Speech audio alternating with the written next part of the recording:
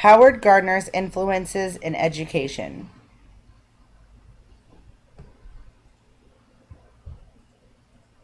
Howard Gardner was born on July 11, 1943, in Scranton, Pennsylvania.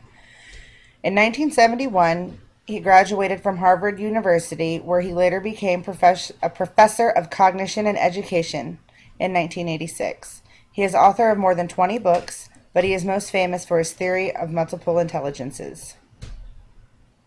There are 8 intelligences: linguistic, spatial, logical, mathematical, musical, bodily, kinesthetic, interpersonal, and intrapersonal, and naturalistic.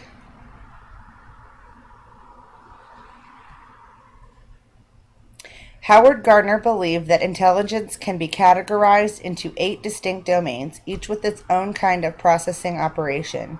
The theories are not supported by observed evidence. These theories have helped educators develop new teaching and learning strategies in order to reach the broadest audience. Gilbert Ryle argues that intelligent action has to do with flexible adaptation of means in pursuit of one's goals. In other words, a person's perceived intelligence is determined by the individual's goals and how they achieve them. Because both general intelligence and MI are theories of ability rather than theories of knowledge or learning, they offer only a static interpretation of children's performance.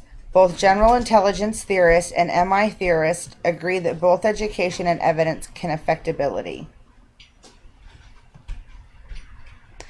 I do agree with Gardner's theory of multiple intelligences. I think that individuals are wired differently, therefore it is presumable that they learn differently. The best and most effective teachers have found ways to incorporate multiple intelligences into their lessons, at least in my own experience. The teachers that used multiple methods of teaching were able to keep my attention, and as a result, I was far more successful in their classes, opposed to those who used reading and repetition as a means to teach.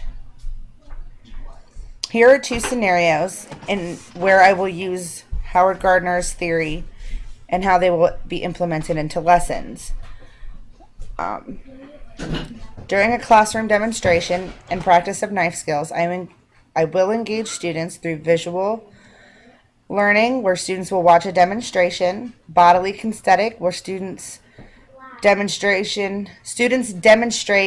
an understanding through practice; interpersonal, students will evaluate their own knife cuts and discover improvement where it is needed; intrapersonal, through encouraging their class and teammates in preparation and cleanup; logical, mathematical, enhancing proper knife cuts that require the cut product to be of a certain size and shape; naturalistic is understanding that all produce or protein may require different processes to achieve the same cut. In scenario 2, it is a lecture on sanitation and safety. I will engage the students visually. They will watch a video on safety and sanitation. They will also visually inspect the food preparation and storage areas for any potential problems. Naturalistically, students will gain an understanding of how bacteria and parasites reproduce and what type of environment will prevent this reproduction. Interpersonal, students will evaluate their own sanitation practices and find ways to improve them. Intrapersonal, students will evaluate how they work as a team to achieve an optimum sanitary environment. Bodily kinesthetic, students will practice proper hand washing techniques, storing practices, and lifting techniques.